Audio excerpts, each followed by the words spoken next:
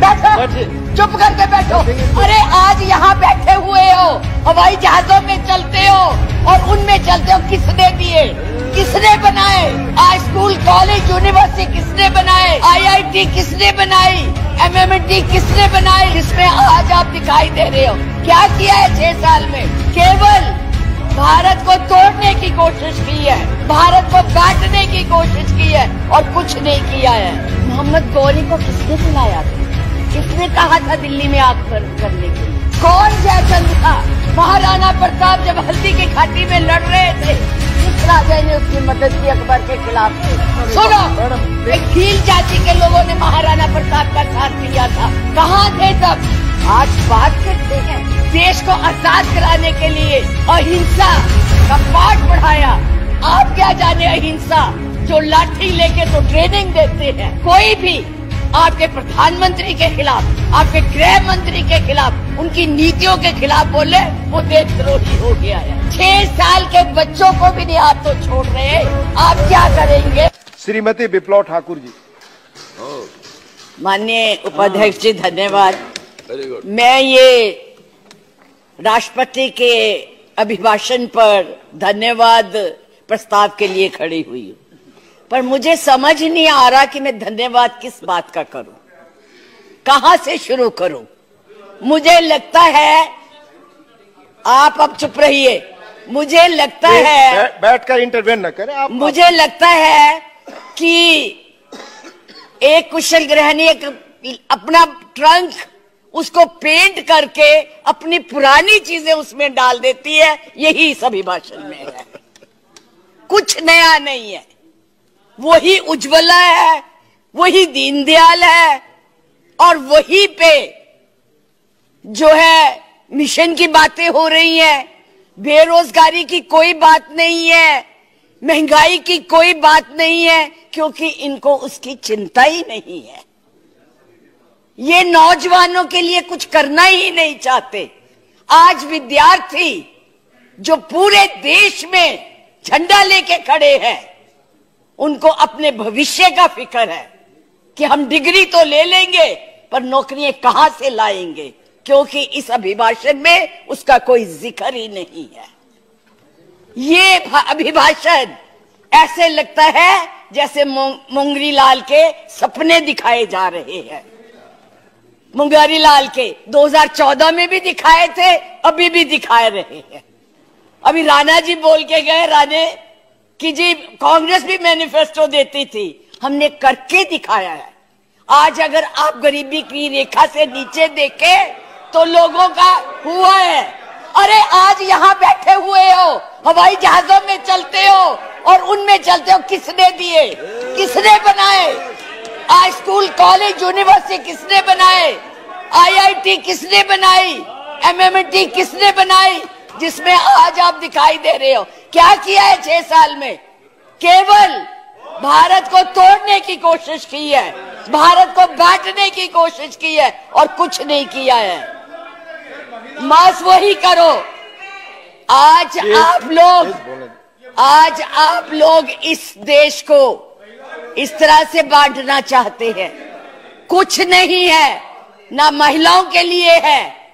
आज पूरी महिलाएं जो है इस चिंता में है कि हमारा भविष्य ठीक है, हम सुरक्षित है, वहां उनको कुछ दिया नहीं जा रहा।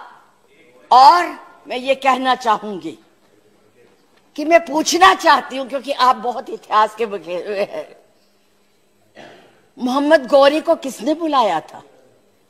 किसने कहा था दिल्ली में आग बंद करने के लिए? कौन जयचंद था? कौन जयचंद था?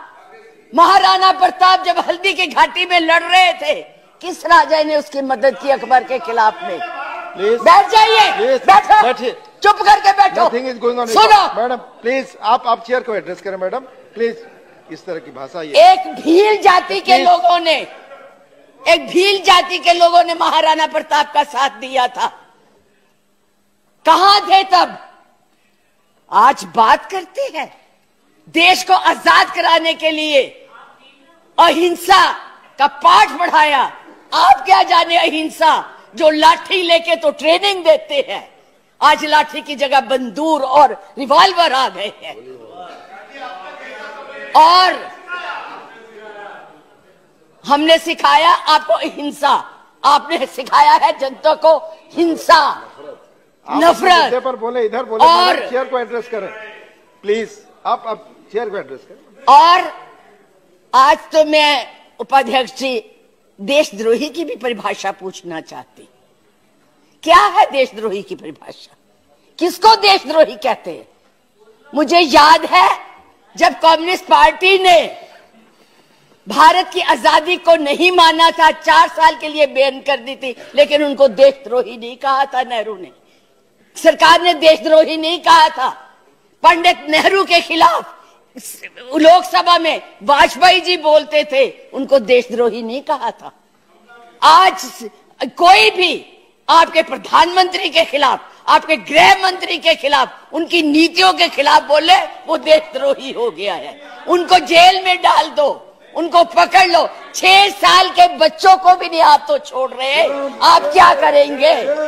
आपके पास ना तो कोई कार्यक्रम है, ना आपके पास भारत के लिए कोई नया सोच है, कुछ नहीं है। केवल एक सोच है कि कैसे इस देश को तोड़ा जाए।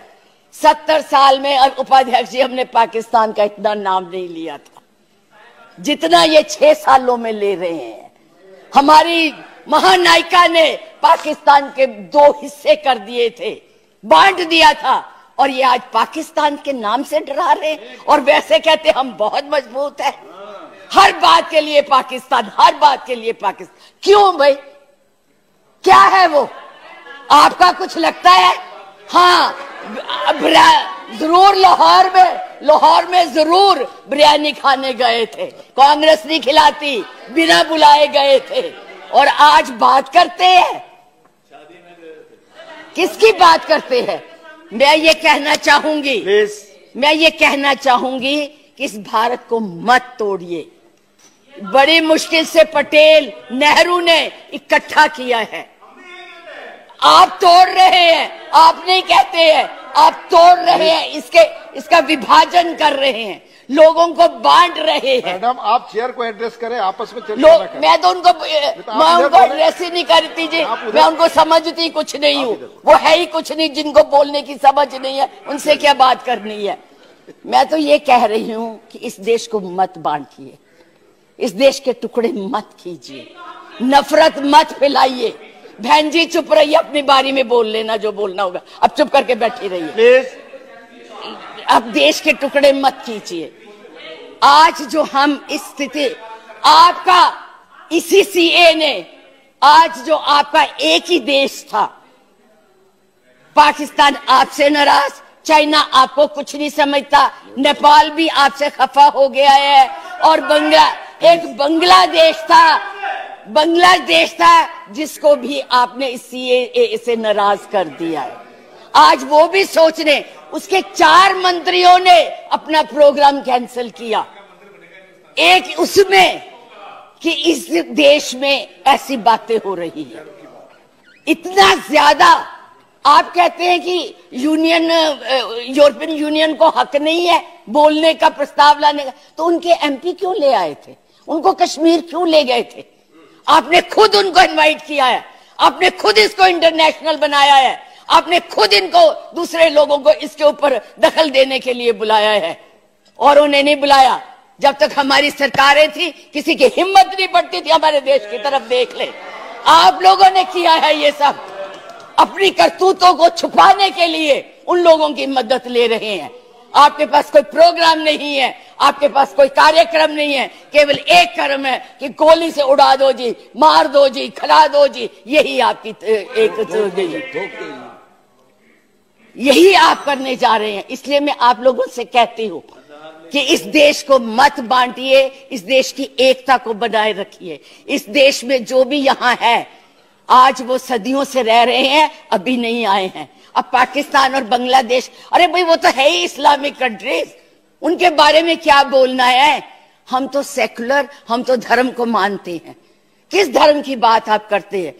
किस राम की बात करते हैं जिसने अपनी मर्यादा को रखने के लिए जनता की बातें सुनी थी? उस जनता की बात सुन के उसने सीता को वनवास भेज दिया, और आप लोग बात तक नहीं करना चाहते। किस राम राज्य की बात करते, किसको पूजते हैं आप?